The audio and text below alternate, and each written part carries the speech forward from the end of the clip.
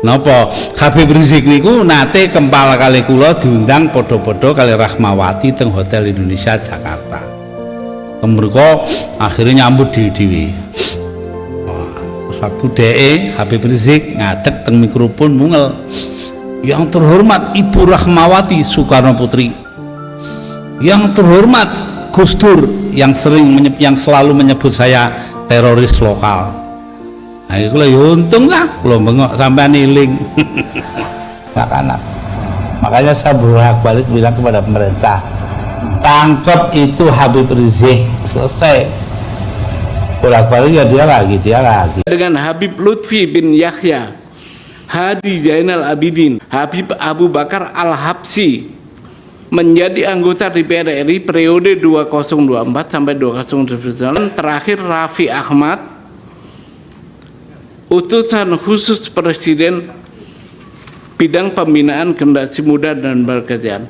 Orang-orang yang saya sebut terakhir ini adalah orang yang tidak memiliki pengesahan sebagai warga negara Indonesia. Syarat-syarat itu tidak sebagaimana yang lazim, ya, syarat-syarat itu uraiannya. Nah, ini apa kerugiannya yang berkaitan dengan ketentuan yang diambil dari Undang-Undang Dasar ini, kerugiannya, Pak? Apakah Bapak tidak bisa mencalonkan sebagai bupati, gubernur, ya toh, ikut sebagai salah satu anggota caleg misalnya? Apakah tidak bisa? Apakah tidak bisa juga misalnya pengen nih jadi calon presiden? Apakah nggak bisa? Ada nggak halangan di situ? Kalau Bapak menyatakan haknya ini adalah pasal 28C kan Pak ya? D ayat 3. Ada nggak Bapak halangan terkait dengan memperoleh kesempatan yang sama? Kan tergantung partai politiknya ada yang meminang Bapak atau tidak begitu. Kalau ingin jadi kepala daerah ya tergantung Bapak mau lewat jalur perseorangan atau dipinang oleh atau menggunakan kendaraannya partai politik atau gabungan partai politik. Apakah ada halangan bagi Bapak di sini? Saudara sekalian, ada video menarik yang harus kita simak dan harus kita dukung, saudara sekalian, pergerakan ini, di mana sidang pertama uji materi kewarganegaraan asing. Nah, dalam hal ini menggugat daripada warga kenegaraan asli daripada imigran Yaman, yaitu di sini dalam hal ini Habib Alwi, saudara sekalian. Nah, jadi ada hasil perkembangan daripada sidang itu yang akan sama-sama kita saksikan pada kali ini. Nah, tentunya ini merupakan sebuah gerakan yang berpusat kepada bagaimana kita memviralkan video ini, saudara sekalian. Kita memviralkan dan mendukungnya. Kenapa? Proses hukum di negara kita kalau tidak viral akhir-akhir ini tidak akan diproses, saudara sekalian. Selengkapnya mari kita sama-sama simak video berikut. Silahkan. Assalamualaikum warahmatullahi wabarakatuh. Rahayu, rahayu, rahayu Nusantaraku. Salam sejahtera bagi yang beragama lain. Baik, pemirsa Gus Fuad Channel, sesuai dengan janji kita di podcast beberapa hari yang silam dengan Bung M. Subhan SHMH. Beliau seorang putra bangsa yang sangat peduli kepada tertib hukum dan kepada nasib pribumi Nusantara. Tadi siang jam 13.30 beliau telah melaksanakan sidang pertama uji materi ke Mahkamah Konstitusi terkait kewarganegaraan orang-orang asing yang tinggal di Indonesia dan terbukti terkonfirmasi mereka belum pernah mengajukan kewarganegaraan.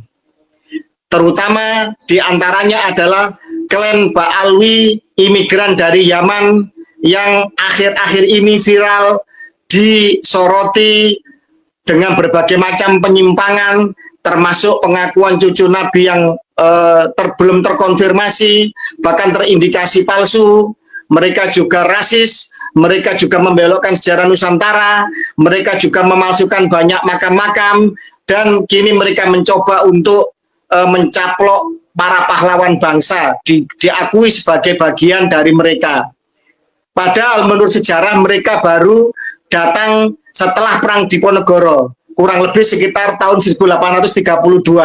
Kemudian setelah itu imigran dari Yaman ini tidak mendukung perjuangan kemerdekaan bangsa, mereka absen di gerakan 1908 Kebangkitan Nasional, mereka absen di Sumpah Pemuda 1928, mereka juga absen di dalam perjuangan seputar BPO PKI PPKI persiapan kemerdekaan Indonesia, hingga mereka juga absen di dalam perang 10 November, padahal Jenderal Malabi wafat di Jembatan Merah di dekat Kampung Ampel, tempat banyak dari klan mereka tinggal, tanah perdikan Ampel tinggal sedikit, banyak yang dikapling-kapling oleh mereka, tapi mereka absen di dalam serangan agresi militer pertama dan kedua Belanda, mereka juga absen di dalam serangan Janur Kuning, juga tidak tercatat nama mereka ikut dalam perjuangan bangsa.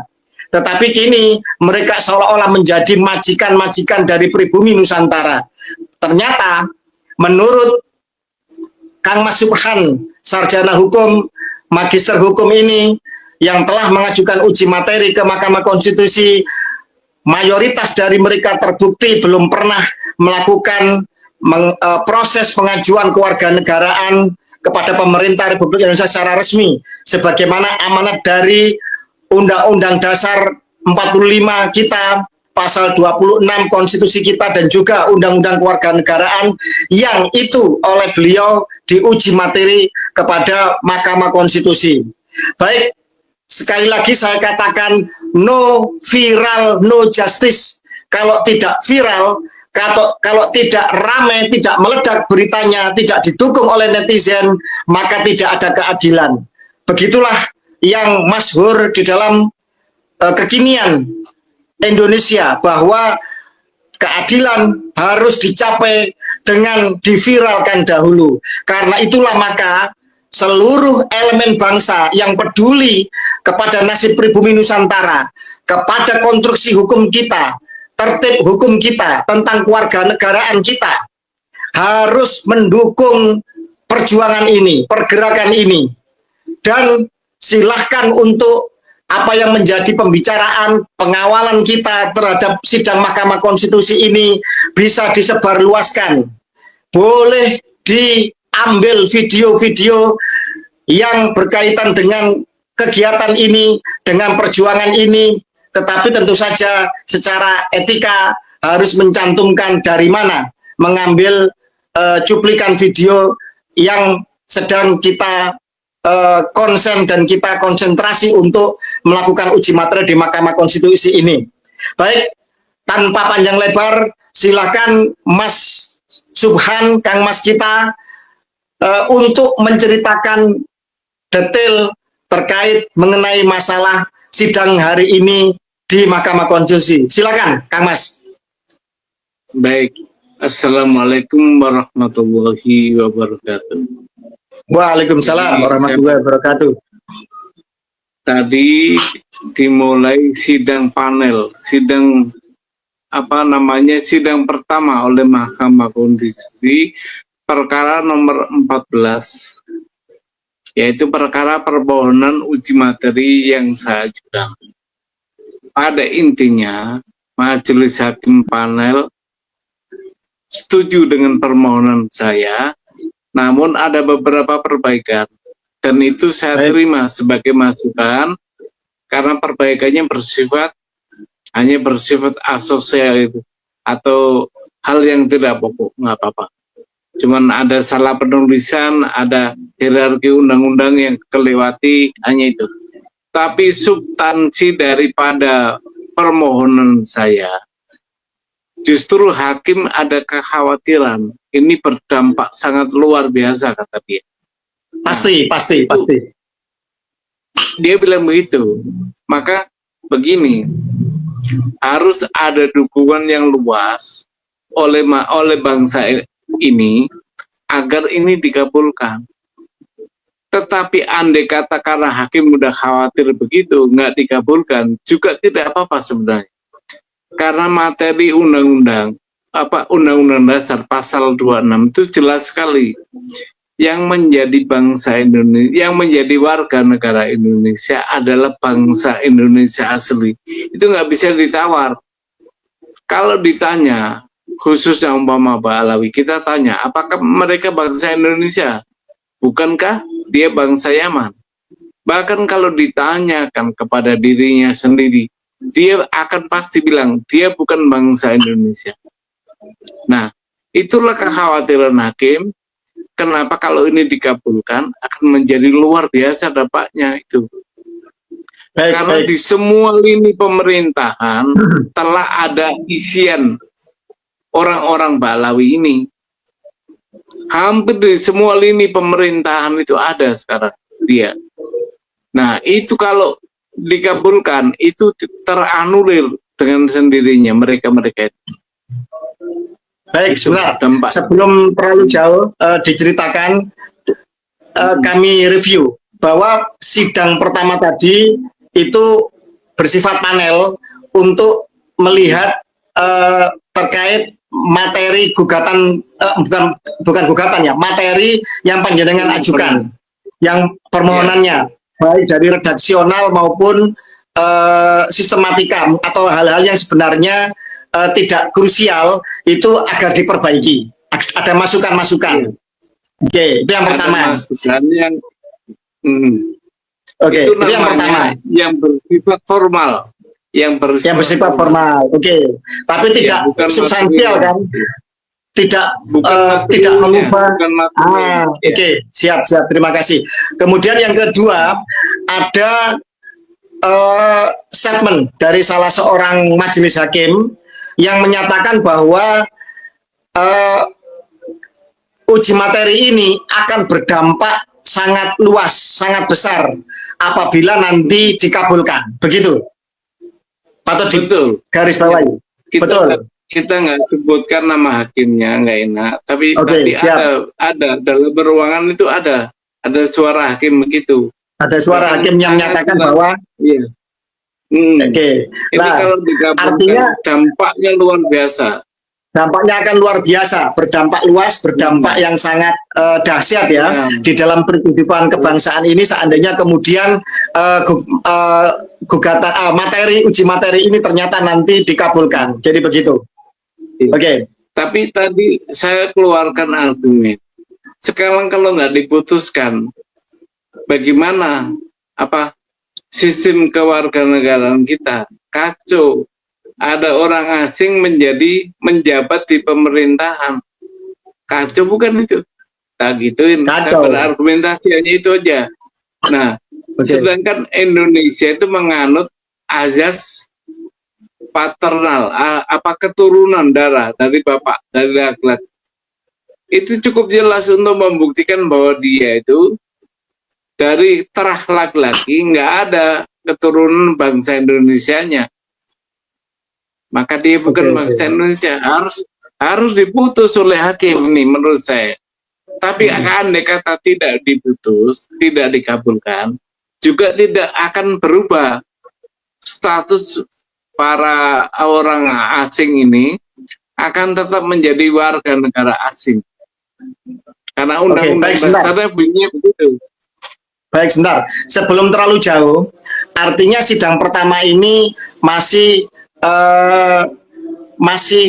peninjauan terhadap materi panjenengan, itu yang pertama.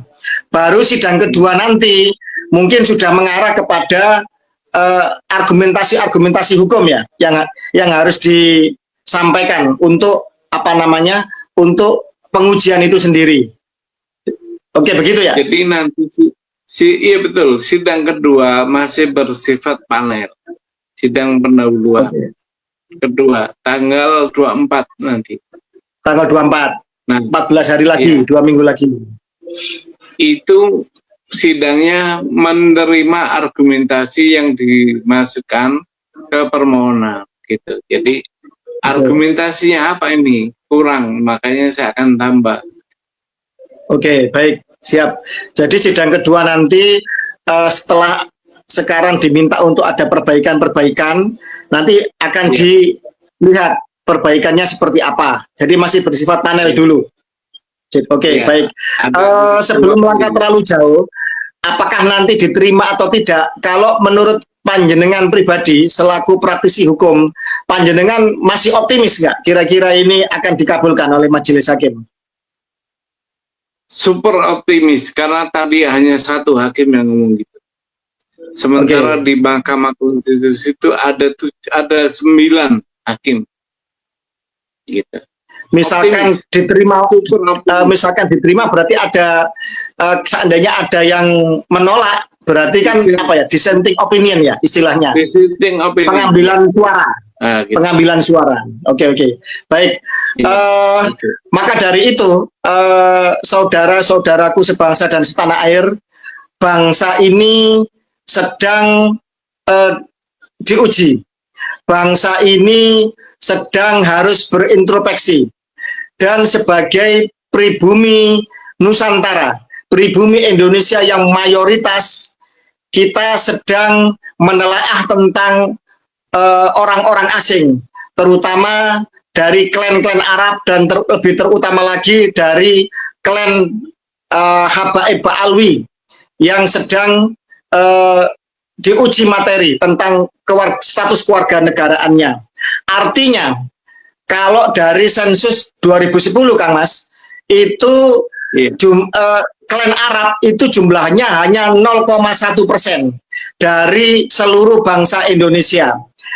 Kalau jumlah warga negara Indonesia pada hari ini sekitar 280 juta, berarti 0,1% itu adalah sekitar 280.000. Bila klan Ba'alwi itu separuhnya misalkan ya, maka sekitar 140 atau 150.000. Maka jangan sampai nasib pribumi Nusantara yang 99,99% itu dikalahkan oleh 0,1%. Lah, ini harus dikawal oleh seluruh anak bangsa lintas suku, lintas etnis, pribumi asli Nusantara. Jangan sampai nasib bangsa ini itu kemudian nanti akan dikalahkan atau akan mengalami penindasan yang berulang, sisa-sisa dari residu atau polusi dari penjajahan oleh 0,1% imigran yang didatangkan oleh kaum penjajah, yang sementara itu mayoritas dari mereka, saya mengatakan mayoritas ya, bukan berarti tidak ada, saya yakin mesti ada di antara mereka yang sudah mengajukan kewarganegaraan.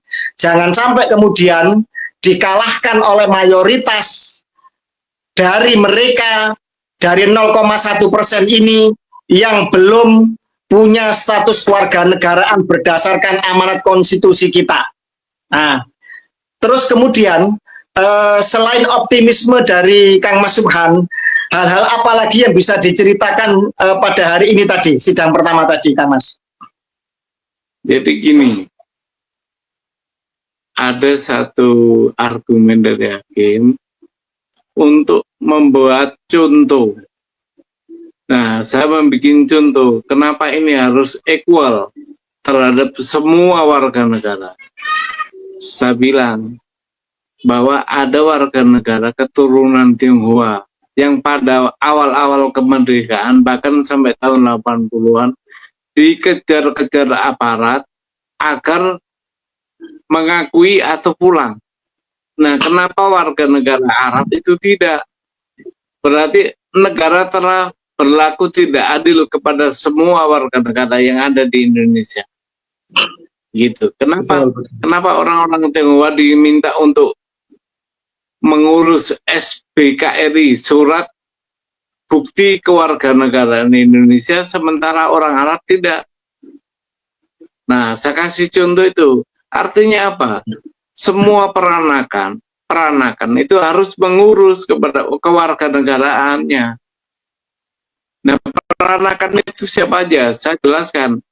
Saya tidak mengambil di istilahnya dokumen yang bukan negara punya, tapi dokumen negara berupa apa? Penjelasan Undang-Undang Dasar yang dibuat oleh Mr. Supomo, yaitu penjelasan pasal 26 ayat 1 itu, bahwa yang dapat menjadi warga negara itu peranakan, disebut di situ ada peranakan Belanda, ada peranakan India, ada peranakan Tionghoa, ada peranakan Arab. Artinya Arab. memang harus dia yang menjadi sasaran undang-undang kewarganegaraan untuk menjadi warga negara. Karena gini, orang Arab ini ditunggu sejak tahun 1946 itu sudah ada undang-undang kewarganegaraan. Nah, orang-orang Arab, orang-orang peranakan terutama itu dikasih kesempatan untuk mengakui kemerdekaan atau kekuasaan negara kita. Tapi diperpanjang sampai tahun 58 Undang-Undang Kewarganegaraan nomor 62 itu juga belum mengakui itu orang-orang Arab, tapi orang-orang warga Cina, warga Tionghoa rata-rata mengakui kemerdekaan sehingga dia mengurus sebagai warga negara Indonesia. Jadi ditunda dari tahun 47 sampai 58 itu pun orang Arab tidak peduli dengan kewarganegaraan itu karena memang dia tidak mengakui kemerdekaan Indonesia. Dia ingin menjadi warga kelas 2 saja itu. Oke, baik. Masalahnya. Sebelum melangkah ke prejudis prasangka bahwa mereka tidak mengakui kewarganegaraan, artinya secara real bahwa ini telah terjadi suatu diskriminasi di mana untuk warga negara peranakan Cina ternyata mereka berbondong-bondong mereka mengajukan kewarganegaraan. Itu yang pertama, patut dicatat. Bahkan ada semacam praktik untuk memaksa. Kalau nggak mau dipulangkan ke RRC sana. Kan begitu. Atau kenapa kok urusan kenapa kok kemudian dipersulit untuk urusan usaha atau urusan apapun, kan begitu? Iya, urusan administrasinya dipersulit. Oke. Tapi kenapa kok kemudian pemerintah Republik Indonesia pada saat itu kok begitu permisif kepada orang-orang peranakan keturunan Arab? Kira-kira menurut panjenengan kenapa? Ya, praduga nih ya. Karena memang seagama mayoritas kita, jadi permisif mereka. Dasar agama juga dibawa sama dia. Berarti karena apa? Berarti karena seagama, artinya karena mereka ini para imigran Arab ini yang dari Yaman ya, terutama ya, itu dianggap seagama dengan pemeluk agama mayoritas yaitu Islam, sehingga mereka seolah-olah mendapatkan kelonggaran, dan kalau menurut saya bukan kelonggaran, ini pembiaran dan keteledoran sebenarnya. Iya. Kan begitu. Karena diskriminasinya ini parah ini. Kenapa Cina ditekan, yang Arab dibiarkan? Kan begitu. Lah, itu. Ini tidak boleh dibiarkan lagi. Hukum tidak boleh tumpul ke atas, tajam ke bawah. Termasuk juga tumpul kepada mayoritas, tajam kepada minoritas. Di mata hukum semuanya sama, kan begitu. Siapapun itu harus sama, kan begitu. Artinya di dalam masalah kewarganegaraan ini, kepada mereka-mereka seluruh peranakan dari etnis asing harus sama pula perlakuannya. Ini kalau kita mau menerapkan Bhinneka Tunggal Ika, mau menerapkan kesetaraan, mau menerapkan tertib hukum yang benar, kan begitu, Kang Mas? Kalau menurut kami seperti itu. Negara tidak boleh memihak kepada satu karena agama. Itu bahaya. Setuju. Jadi equal kewarganegaraan itu tidak boleh dipandang dari agama. Itu akan berbahaya. Sekarang kita balik, coba ke umat Islam yang minoritas, apa bahayanya kita, Kak? Apa nggak bahaya kita? Ya. Iya. Nah, begitu sebaliknya, maka ukuran agama tidak boleh dicampur dengan hukum positif. Agama punya hukumnya sendiri, negara punya hukumnya sendiri. dan kedua-duanya tidak bertabrakan kalau diterapkan. Setuju. Bahkan saling mengisi itu, mestinya itu. Nah, aparatur kita itu nggak punya pikiran begitu. Maka yang seagama lah yang dia terima, bahkan difasilitasi gitu. Nah, yang double minoritas kasihan. Baik, baik, baik. Maka berangkat dari situlah kita ingin pemerintah kita memandang sama semua di depan hukum warga negara. Nggak boleh pilih kasih. Itu. Oke, baik, kembali kepada optimisme panjenengan dan kepada saya yakin para hakim Mahkamah Konstitusi masih punya hati nurani, masih punya akal sehat dan kejernihan berpikir untuk menegakkan konstitusi itu sendiri, karena mereka adalah garda terdepan untuk pengawal konstitusi. Artinya seandainya kemudian optimisme kita berjalan bahwa uji materi panjenengan diterima, dikabulkan, maka berarti mereka-mereka yang duduk di dalam pemerintahan atau jabatan publik, jabatan politik, atau kemudian dalam hal ini sesuai dengan undang-undang agraria, bahwa ini harus ditarik dulu oleh negara.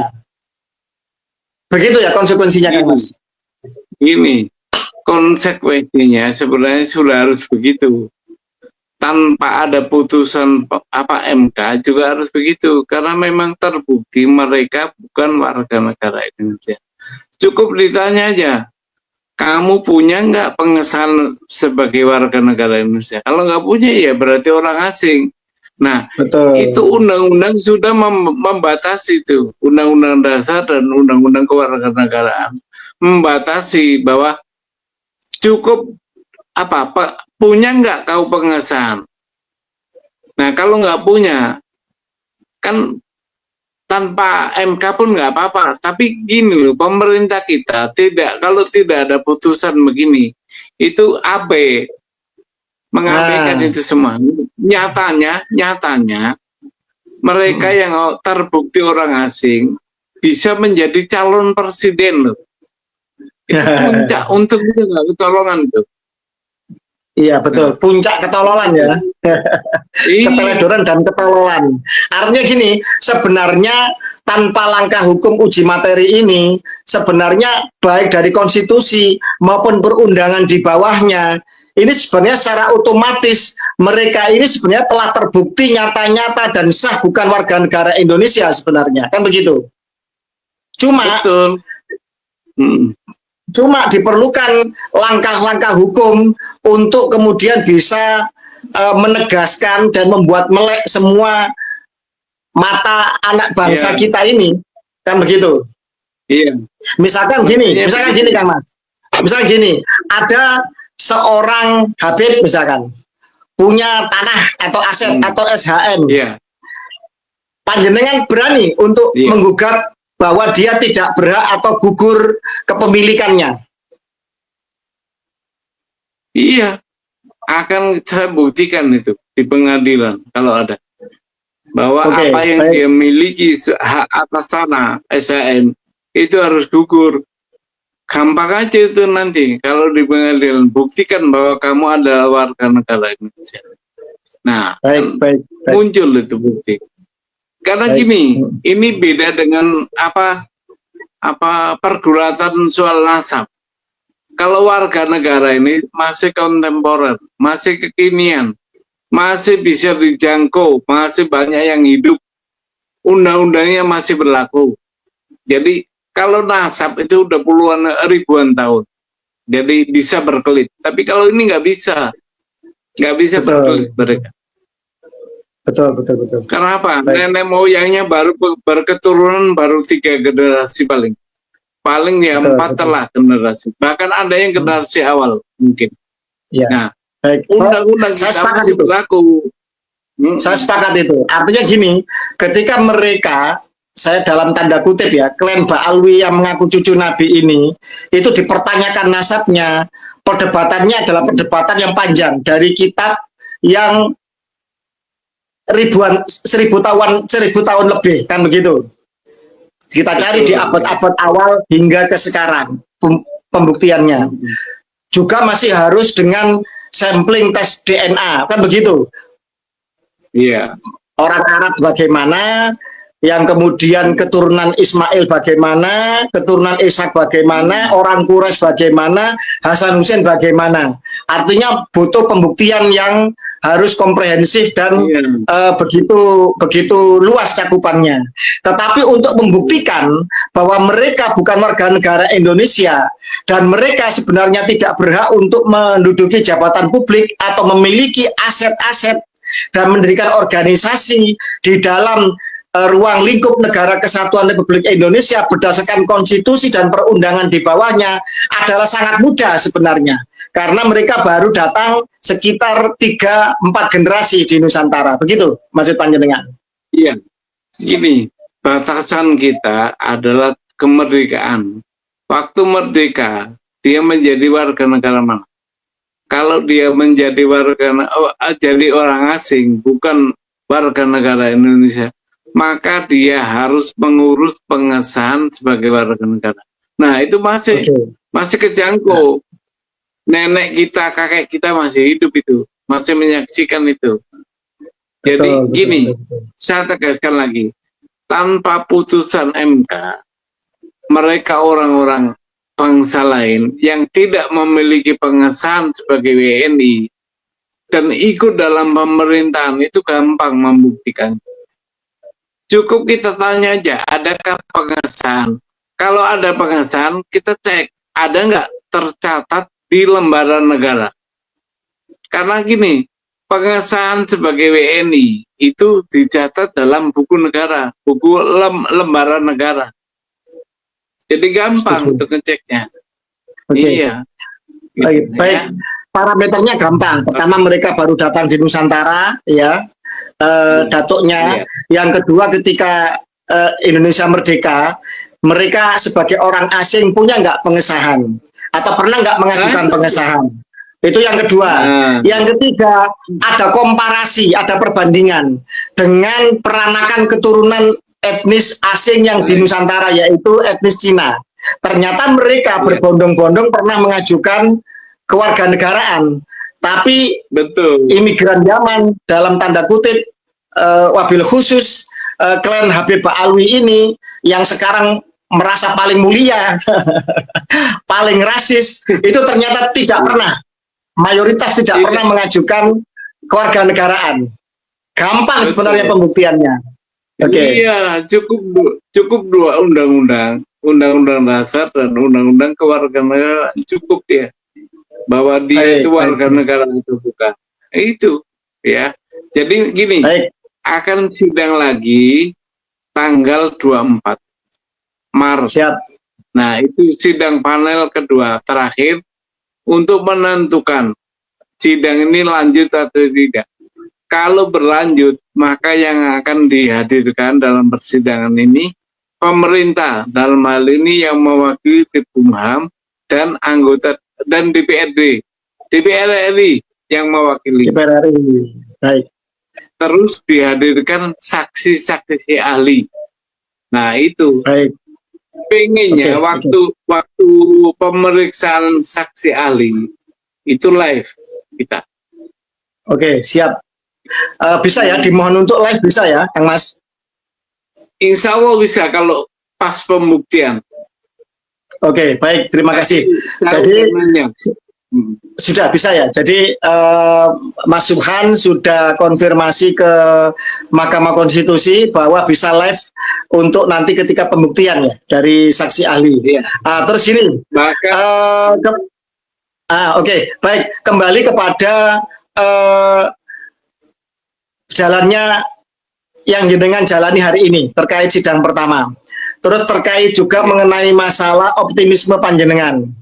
Tadi juga terkait mengenai masalah panjenengan statement bahwa tanpa putusan Mahkamah Konstitusi pun sebenarnya otomatis mereka sebenarnya telah nyata-nyata status kewarganegaraannya telah sebenarnya telah tidak ada secara hukum. Artinya mereka bukan warga negara Indonesia. Terus kemudian kita akan melangkah kepada yang berikutnya, Kang Mas, masalah terkait no viral no justice. Artinya perjuangan panjenengan ini kan benar-benar mutlak sendirian. Benar-benar sebenarnya seorang diri berjibaku untuk mempertanyakan ini. Karena itulah kemudian kita kami menyerukan seluruh segenap anak bangsa, lintas suku, etnis, agama yang merasa pribumi Nusantara, atau mungkin juga yang merasa peranakan dari etnis asing yang pernah mengajukan, mengajukan kewarganegaraan untuk ikut mendukung gerakan ini agar terjadi keadilan dan kesetaraan di dalam kehidupan bangsa kita. Kang Mas, ini beberapa klan Arab di luar Habib Ba'alwi, terutama yang sudah paling lantang selama ini dari keluarga klan Az-Zubaidi, itu telah berkorespondensi dengan kami dan mereka mendukung perjuangan pergerakan ini. Klan Az-Zubaidi, Kang Mas, itu secara DNA benar-benar orang Arab, haplogrupnya J1. Secara haplotype mereka terbukti sebagai keturunan dari garis Ismail bin Ibrahim.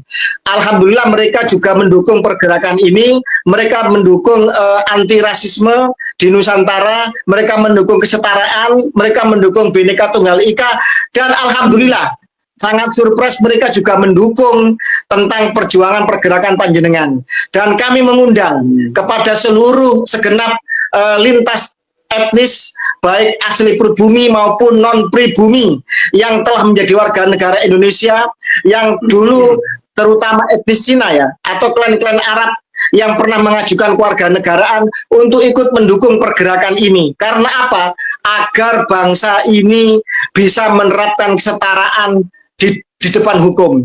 Tidak ada tebang pilih, yang ini karena non-muslim kemudian dianaktirikan, yang ini karena sesama agama kemudian dibiarkan. Nah, kalau ini terjadi, nanti non sewu, orang Islam mencuri, korupsi, ya, vonisnya cuma, mohon maaf, 10 tahun.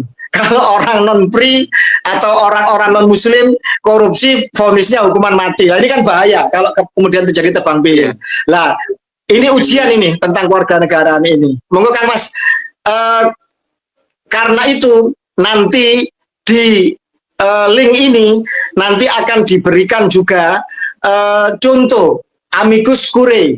Amicus curiae ini adalah sahabat pengadilan untuk dukungan baik secara pribadi maupun kelembagaan, ormas dan lain sebagainya.